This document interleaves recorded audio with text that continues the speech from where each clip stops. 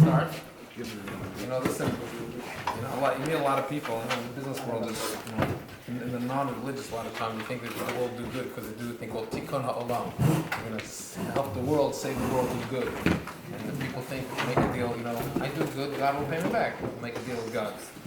My father used to say the only thing you can make a deal with Rebbeinu is make a deal with God. I'm going to give it to God. I don't want to get paid back. It's the only thing you can make that. So, a lot of people ask me, I was supposed to train in a lot of Jewish companies hire ladies because they don't want someone to lead them. So I hire a lot of men and I train them in, and they'll make the kind of money they can make. People do leave. People go on their own. People compete. It comes from the Rebbeinu Shalom, you do your scholars. But people ask me, how is it the same guys walk in, no experience? Some guys are making millions and millions a year. Some guys are making some guys are struggling. Can't. So they all start the same. No background, straight out of yeshiva, same different. So obviously there's a status that has a lot of pieces of the puzzle. But I find that the point that some of them make a deal, like those who watch the Havel Shark Tank, these guys make a deal, they're taking a shutter to give away 20% of the business. Say, if you're my partner, it's kedai, I own 80% with you, then 100% myself. And what better shuttle could be to Rebbeinu Shalom? They say, make a deal. At one point, there's a broker in the office that came one day and said, something? Listen, take it up. I said, how much do you make it next year? He gave me his number, whatever. So I'm not making much. I want to make a deal with God. Everything above it, go 50-50. I don't know. 50-50. You don't think you're making it? Deal. The guy said 20%, up to down 50-50. The guy's business triple the next year.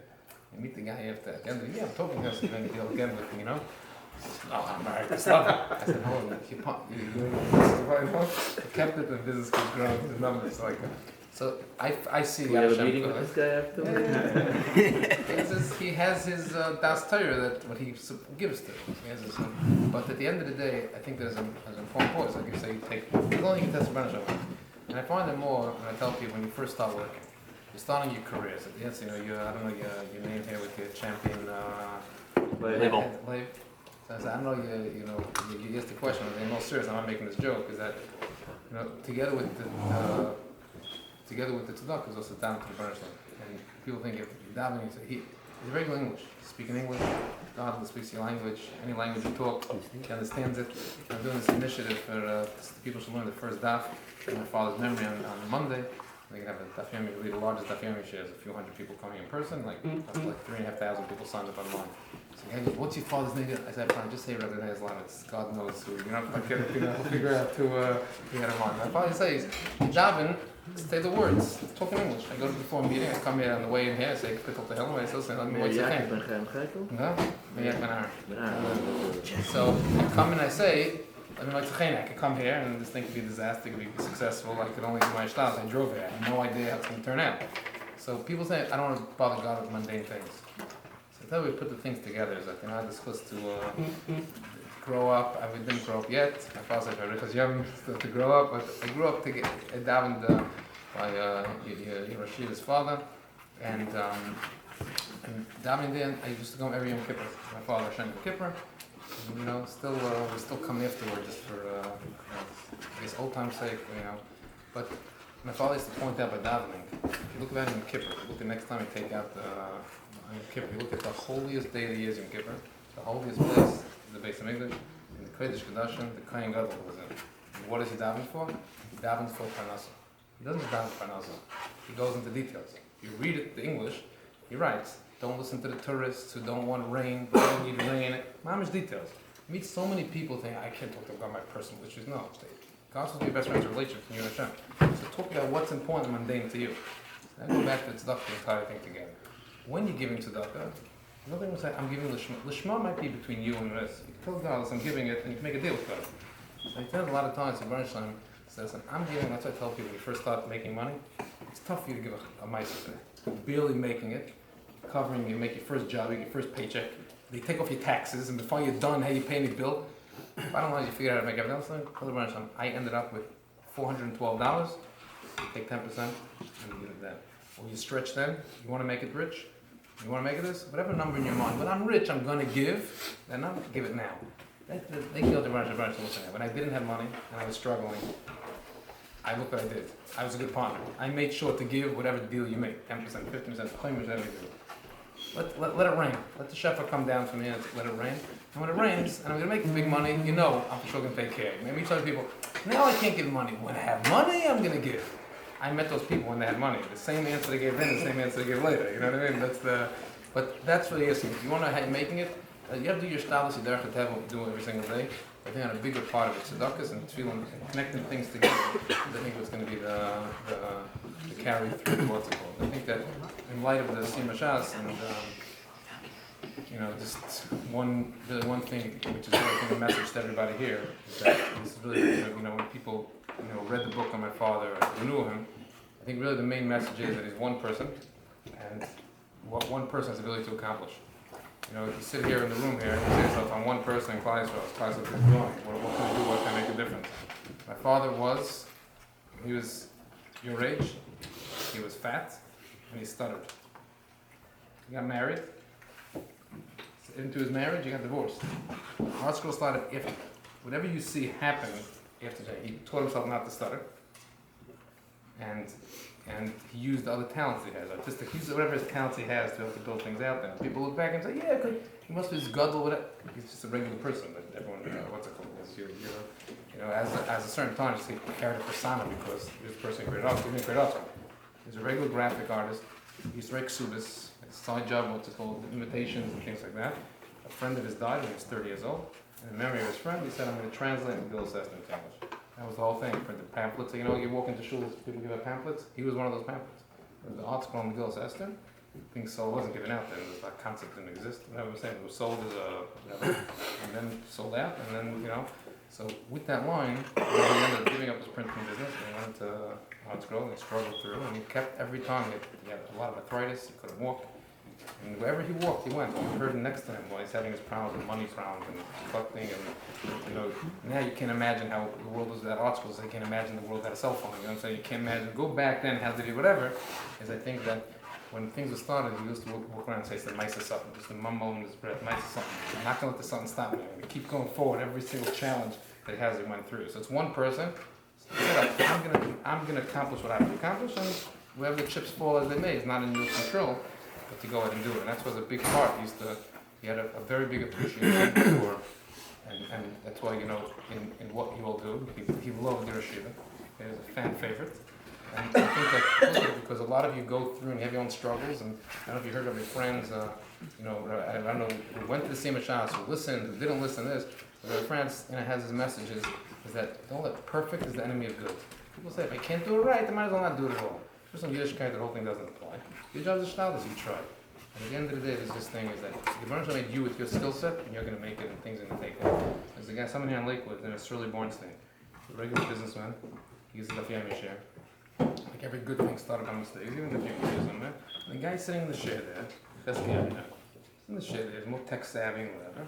And the guy decided to start recording it. And also start sending it out to people, and he put it onto a blog, and he put it into this, and this guy was more going to kill him, so he's not about it. He's a regular business guy, young guy, clean-shaven guy, he gives it amazing Daf Yomi share. So I'm telling you what, I want to kill him. And things took off today. The largest Daf Yomi share given period. There's almost 10,000 people downloading the app. He has an app and a blog and everything under the sun. And and the average day is almost 5,000 people listening to his Daf Yomi share. So what this started, 3 guys in the Chabura, one guy started recording it, put it up, they used his own talent. That's how the whole thing was built, and then from there, that's yourself. So, people come in so many times, you're knocking yourself. You knock yourself. This is where you're at in life. The Rosh Hashanah dealt you this hand, and I say the difference between the top people that make it to the top and the people that don't is the difference of in spite of or because of. When I meet the guy and I say, I don't understand, why can't you be the top? You be the top. He's number one because of his father has this, because his brother this, because you have a 20-year. Other guys come and make it to the top. Have in spite of attitude. I will be number one in spite of this issue, this. I'm going to get this. It's the determination. Make up your mind. So you make up your mind. You do the shtalis. You daven. You do the tzedakahs. You do what you're supposed to do, and it's up to the Baruch to make it happen. I'm going to end with one. I'm going to end. I'm going to answer a question, but my long-winded answer to this man's question and some of the requests I was told to speak is as follows. I learned by Rabbi Kaufman, and now it's the Rosh Yeshiva of Waterbury, and he used to say over, and a lot of times, sometimes you're nervous to daven for things. It might not be a good thing.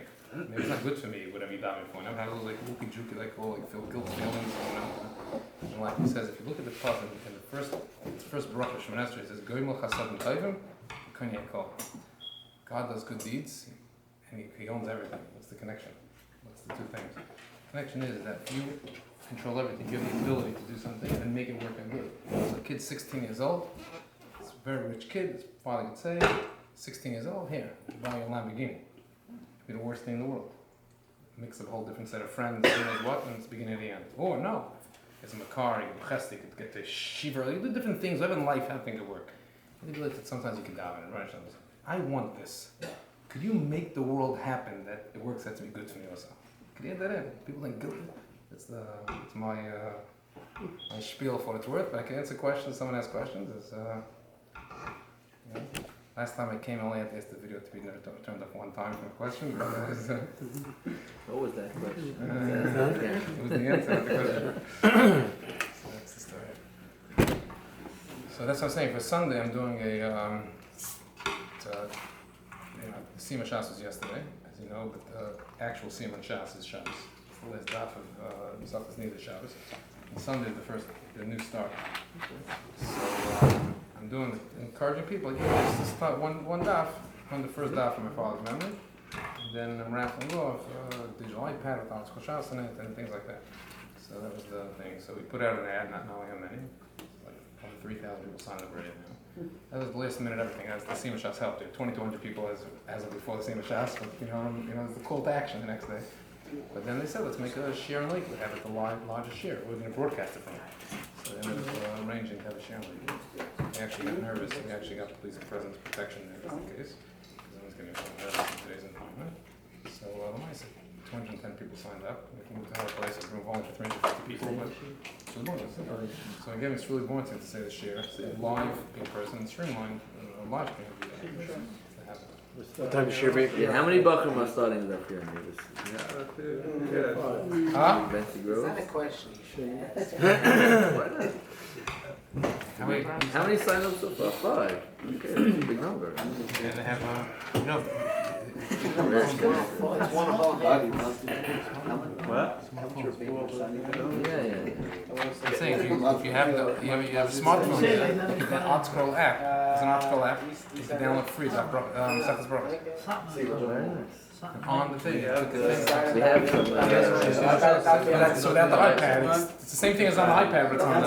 Yeah, Huh? I have that. Yeah, really need to get a Real deal. Any other questions everybody say? What's your definition of a successful Jewish businessman? Making $5 billion a year. Doing what with it? How to save money? Huh? How to save money? How to save money? What? Put away money. I want to just say, I want to answer the question a little bit as I watched the cycle of everything. I think also we're coming to an interesting time in the business world, the technology coming together. Which I think that I guess when I hire somebody, I ask the person, how much money do you want to make? And everyone says millions, right? And I say, why? And no one asks, what's your answer? Why? What do you do with the money? So you have to reverse, and I try to train people to reverse engineer why. What do they want to do with it? So I found that if someone who comes in and they just have a goal to, I just want to support my family, but I give the whole list. I said, okay, so that's, you need $350,000 for that. Now, what do I need a million? Right? You go through, if you actually analyze the answer. So like I say, the famous marshal, this guy's sitting on the side of the river fishing, and this young guy's fishing. So old guy catches the fish and leaves. He goes, what are you doing? I was like, caught my fish, I'm going home. Because I understand, he's so good at it. Stay here, catch another fish, and then what?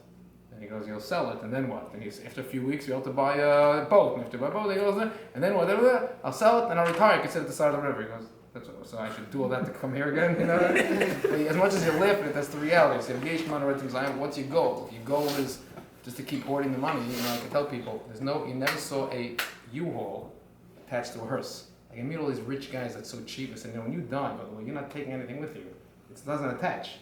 Then I tell them also, you're sitting there and coach, I tell these guys, you're sitting there and coach, and you die, by the way, your kids are going to fly in business class, first class, like, you might as well enjoy it, but like, what are you doing, So, at the end of the day, I think a bigger part of it is, you're gonna define your own success. You look 10 years out, why do you want to do it? And if you're really focused on the why, and and your goal is towards that, then it becomes a lot easier. So I find that only people that have something, with tzedakah or get involved in things, and if it's tied to something, that's, a drive that you could keep getting involved in the cloud with it. But I think that overall, it's not a dollar amount. If you're making the money, saving the money. So like people think you have to invest it. Well, invest it. You could save it time in, I'm not a big, today I just think that the world is a little nuts today. I think that data and technology are coming together. I use the muscle now to tell people that until now, the last few years, the world was playing the back end of real estate and all these things. Pretty much, you look at the board, statistically you're playing a game. The odds are it is the right move to make. The odds are you could count on the person getting this spin and that spin. Once in a while, I might make a stupid spin or a luck spin, and you go, the world's moving to chess. Everybody is going to know everything. Because no one has this trade secret why they do this and what. Everyone knows everything. So how do you maneuver through what you're going to maneuver? You watch what they're doing at Amazon, which they kept the secret for so long, how they run their factories and warehouses, is that they're getting things with a growing company, hiring people all the time. But really, every time they're hiring people, there's stores and businesses that keep closing down. So it's not the same store closing, there's a new business running with automation. And everything you go, they say this, Marshall, that why is technology going so fast? Introductions of new technology. They said the Chofetz Chaim said something like, it's like people it used to be, who isn't going to believe there's a God? How does someone know things? So how can you keep a cheshbonos? So there was one big computer you could have found. There's a big God. There's a big computer. He figures everything out. How could he also know that? And how can he do this in here and see? And with it's kind of this coming to this with the questioning so many things. You think about it. If you think about it, that your Waze is run by 3 satellites in the sky, and it's telling a billion people how to stay on the right path. If you step off, it tells you to get back on. But as you have questions, technology is tracking every list. If you read the newest things, artificial intelligence, they basically know what you can do next. So you don't really have bechira, the whole thing. The guys who run these systems, I met a guy, there's a guy who runs, there's a frum guy. He's probably today the highest ranking guy in corporate America. He's the number 2 in travels insurance. So he's talking about just in general, technology and travels insurance. They're the number 1 owners of drones. What do you need drones for? What do you need drones for? Because the second a hurricane or a tornado ends, we send up thousands of drones over that area and take pictures that first second. So the guy makes a claim, he comes to his roof, it's part of it, he rips the rest of it. No, we have pictures from the morning after exactly what your roof looked like, the second after. So he's telling to me that he went with there was a trip to Israel. He said with a lot of corporations to meet Google Israel, to me like all thing. He goes, you can't even imagine what they have. Basically, statistically, they know exactly what you can do, where you're going to go, and it's tracking. So it's scary one end of it, and it's almost ask another side of it, But that's what the world is changing. So you're talking about like this year is I think is a much bigger year. New year starts. The first time I think that everybody, the last 2 years, 5G is really going to be a big change. And they changed the cell phone plans to unlimited a year and a half ago. That was the biggest change. I mean, it was the first time the richest person in the world and the poorest person are equal. If you want to have a smartphone, you have access to the exact same thing, richest and poorest. There's no divide. For 5G, you don't need anything. You don't have to download speeds. The next level of what's going on. So I think that's, today, success, like people ask, you're going in, you have to do your status. Markets are going to change. Saving money is, again, what are you doing the money for? Why are you saving that much money? They say, a guy went to Chaim, he lost $30 million. He goes, why did he have $30 million, so that's, you should have been stuck. The whole thing was the question. So, it's A guy starting out in life should be saving money. You should Why? I'm be just curious for a about house, for his family. okay, but you're not investing it. If you're buying it to save for your purchase 5 years later, you can't afford that risk. That's what I'm saying. That's all about life insurance. Right? They know they're going to have to pay up on life insurance. They barely take a risk, the life insurance companies, because they know that everyone's going to die. The question is when. But that's a different story. What are you saving on money for? This is a cheshbon what you're saving for. If you're saving for long term, so what do you know about investing? So let's say you have mutual funds or stock. There's inflation if you don't invest it. Huh? There's inflation if you don't invest it. I'm not saying keep the money in the bank to zero. What I'm saying is you're buying a house a couple of years later, you can't afford the risk. What do you invest it? Invest in, you can invest. Most investments are not short term. Most investments are longer term type of investment. I think that overall, you might watch people if they put into mutual fund over a long period of time. Someone's not a businessman, but has a little bit of money to invest. He doesn't know anything about business. I'm not going to, I can't tell you what that person should do, because then if something happens, I heard that Ira said, my position is if you don't know what you're supposed to do, you put it somewhere, either find someone that you do trust, which people say is tough, and the word trust is like, a tough thing. If you find somebody that you trust, has a track record, it's long term, you're going with the person. Well, like, that's what people say. They put money to a mutual fund, they ride the market. And there's no, that person also has doesn't have things. He's probably not getting the access to the right deals anyway. I think about the person who's putting together a deal. He's probably coming to you to take advantage. He's coming to you because he's getting a better deal from you than the next guy.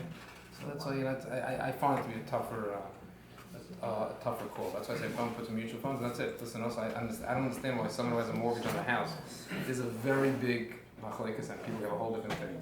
When I was brought up, my father says, don't have a mortgage in your house. This way, God forbid something goes at this. Other people say, well, it's different. It's the cheapest money in the world. I don't want to. Doesn't matter. If you're paying 4% on your mortgage, you want a guaranteed return? Guaranteed? Pay down your mortgage every month. Every that dollar, you save 4% guaranteed for the next 30 years. Guaranteed, no questions asked.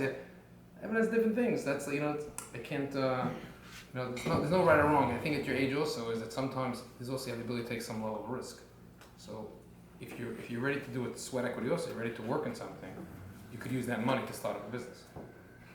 That's an investment in yourself. You're investing in yourself. You have an expertise in something, you make an investment back in yourself to build something. But I find a lot, that's why I use the mushroom with ways a lot, is that if you were traveling from here to Baltimore, you have to be there at 12 o'clock, and you leave where you're at, they say it's about 2.5 hours. So you decide to leave extra time, leave 9 o'clock in the morning. If you didn't have Waze, and you're driving, you hit traffic, you get nervous the whole time. How long is traffic still going to be? What's the problem? And if you don't have traffic, you're driving fast, and could take a break for how long? You don't even Channel Waze. 1610. Huh? 1610.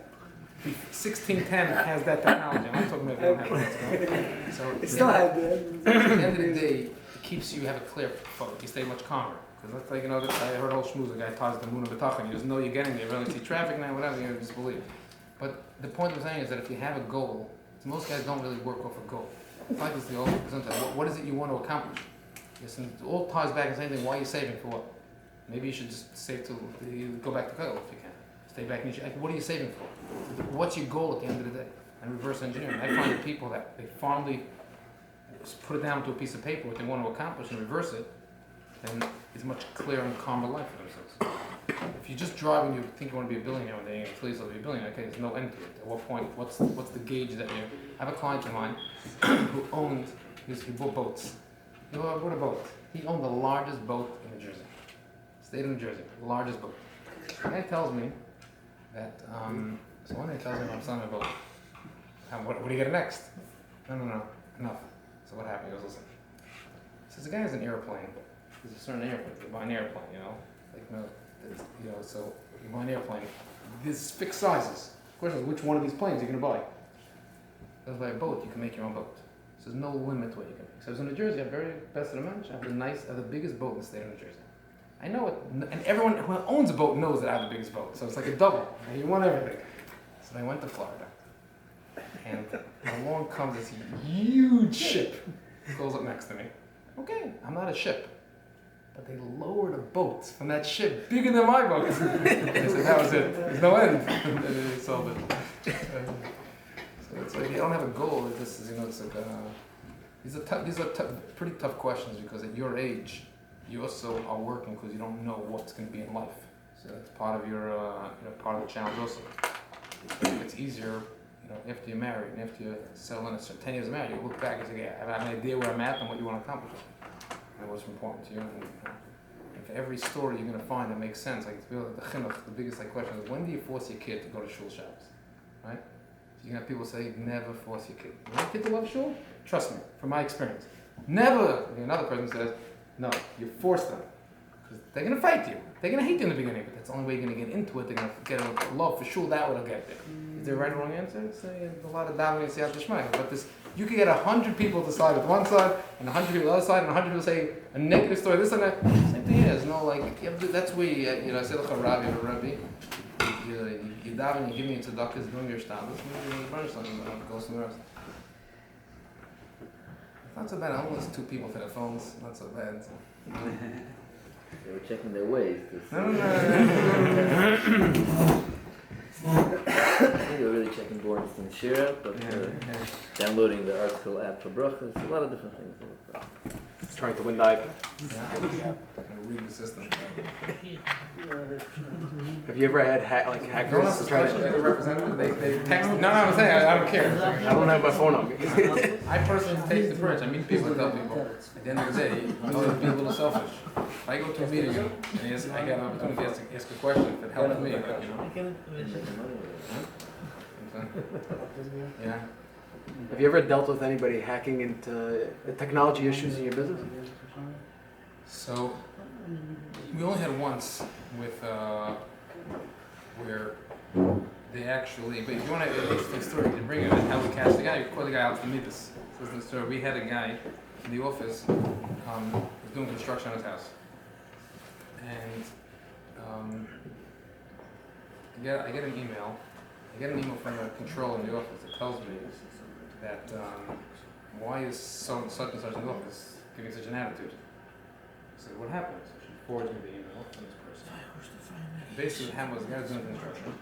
I sent an email to the controller. And he said, my wife's, you know, doing construction houses, you know, have money in the company that I'm from commissions, and this I bought in something from China, whatever. It's a piece of from Italy. This thing, it's $70,000. We're at $70,000 to pay. And so I called this guy up. First, but he was writing. She says, "I'm too busy. Can't you have your secretary to fill out? You wire overseas. You got to fill out a certain form. You have your secretary do it." The controller answers back and says she's busy. So she was almost busy. I don't care if you're busy. Do it. And she knew that something's wrong. This guy doesn't talk this way. The whole thing doesn't make sense to the guy. So I called the guy. Why are you busy? What are you talking about? I said, I never emailed him. So I went back. You didn't ask for 70,000? No. Then I told the controller a week before, they emailed $30,000 to this guy. So the guy didn't. With the guy, we were hacked. This guy was hacked. He wasn't hacked. Someone got his password. This thing is, and there was a person sitting and watching his account for about a month to see how he gets money, how he communicates, how he speaks, how everything goes, and they just follow the theme of what goes on. And the first time it happened to her, no problem. This time it was Punkt, it was Erev Yantif, tax season. So she was very busy getting out. And because he answered in that tone, that's what she knew. It was impossible that it was him. What was wrong? And the flag thing was flagging. We happened to get the money back, Punkt, because they were having an investigation on this guy's account. Because other people complained. There's another bank. There's a Mazel that got the money back. That's why today that How'd this happen? How'd this happen? the cop just said we made a complaint. I don't think they copped him. That account was frozen, letting money go. So for some of they'll get the money back. Because other people check it. The last money went. Come on, that's what it How'd went. you get the money back? No, because you call the bank at Investors Bank, and they went to that bank and they track whatever down. That's what they do a lot of times. They change a lot of times. That is, you know, two key entry. Right? Send you a text Two-step message, verification. two-step verification. Also, they, at a certain point, they only do if they pick up the phone and talk to you. So the scary part is that a lot of the stuff today, like, there's nothing, you know, like I heard that Amazon today is trying to, like, your hand, they want, like, it's like they could, like, wave and they could, like, know it's you. That is crazy stuff when you think about it. But that's one safe thing. But on the other hand, once they have a picture of you, that hand, they can use it to access other things. Like, that's, I understand the whole thing with the credit card. Every organization calls you for tzedakah or anything. It's the same question. What's your thing? What's your ID code? Once you have that, so like you're giving it out anyway, so it's stored. The whole thing makes no sense. It's not like it's hidden somewhere. It's on your credit card. So you take a front picture, the back and front. You're making me give extra steps. Just ignore. I don't know. It's the whole. But this is crazy. I know Madison Town also had at one point. They crippled the whole Madison Town.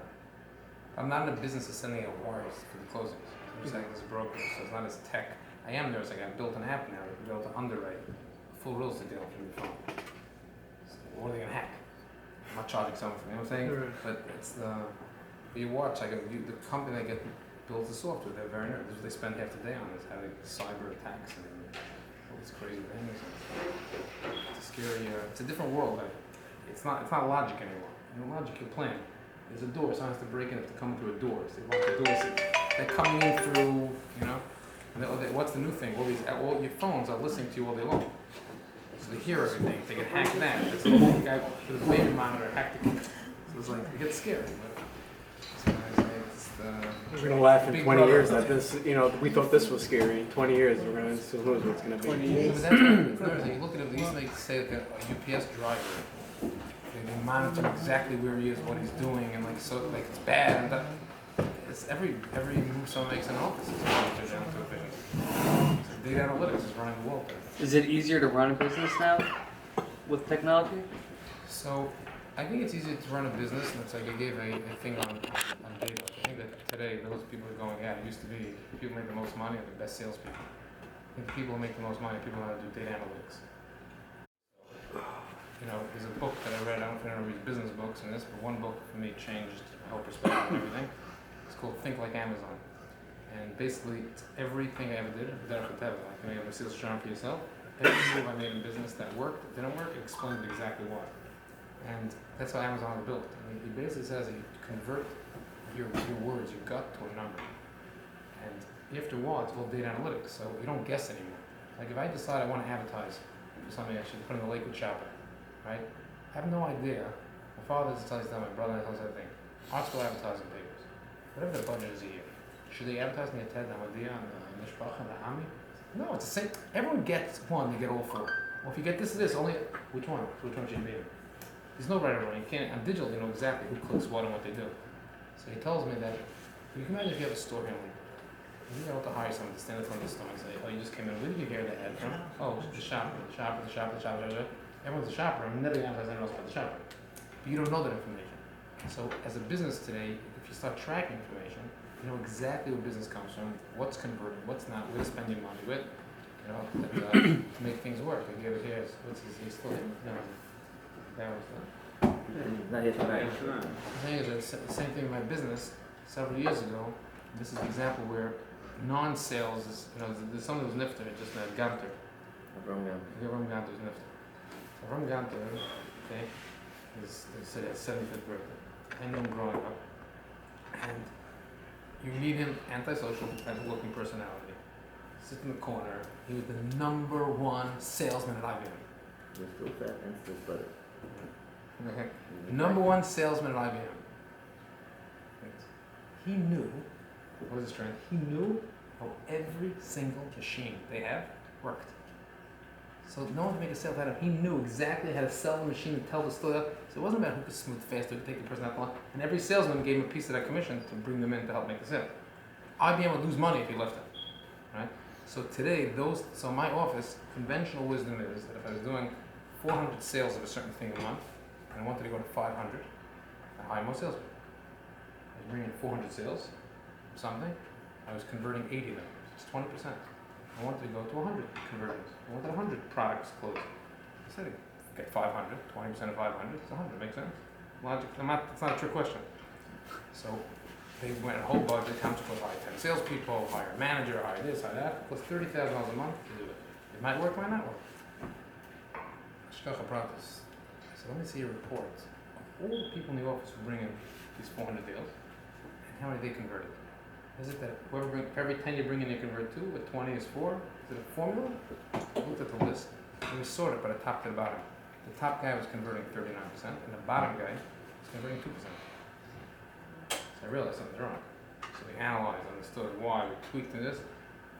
Thomas said and done, we realized that if someone had a better handle on math, that was an added thing you had. Like a monk in math in Excel, you were better for this specific part. You went ahead and hired. This is Bauer's father. David. His father. Harry. Harry's father. Hired another guy with him. So he came to work with us. And we realized instead of him working for the company, he went to work for each broker. When they brought in a deal, his father's reviews. He's a genius. It was Excel. Known as Planet was Excel better than his father. Looked at it, gave his 2 cents numbers in Excel what to do. Spent 5 minutes on every deal as it came in. And within 3-4 months, we didn't hire more people. We're back to the same 400. Other things happened. And 400 came us to 100. So what's the data analytics? Someone analyzing something, telling you going a different way. I'm using an example where sometimes it's a little bit scary to a big brother. So not Uber Eats, like a company like Uber Eats. I'll use an example. Someone comes into a restaurant, right? I come into a restaurant every day. The guy can know me, how are you, what's going on. He has no idea if the last time he saw me was the last time I went out to eat, or I went out to eat every day with just a different restaurant, not him. He has no way of knowing that. There's no way to know that. These places that have a Uber Eats, they pick up your food or you come outside, they know everything about it. Because you have to fill out your car you drive. So they also know the car you drive. They know when you go to the restaurant. They have algorithms to know, hey, you used to go to Four Corners every single day, and now you're going to the next place today. They call up the owner of Four Corners. I have a list of 24 people. They used to come, and these numbers happen, this happens live all day. I'm saying, it's like they call, but it's built into the algorithm. and say, do you want to offer a coupon to people that used to shop with you, that stopped coming to you, and you could customize the offer, did it, and then you get people back. So the store has no idea who comes in at why. They know this data. They send this data back and forth. This is scary. They know exactly what you do, where you went, how you went, what you did, and that's it. I have it on the Eastern app. The guy showing the back end of what you could see. This is with no one logged in. I could see a heat map of exactly where the people are that are using the app right now. Exactly. And even which floor they're up. It's crazy. So that means if I really did, the guy who was trying to figure it out, I could figure out all the banks that are doing it, all the real estate owners where they are. I could try to at least figure out who's using it. I don't know who they are. I know the identity. Google wouldn't give me their number, but I just know based on location. I know exactly what each person's doing. It's this craziness of what goes on. So you talk about your last years that when you die, you have a video of your life. The video's being recorded.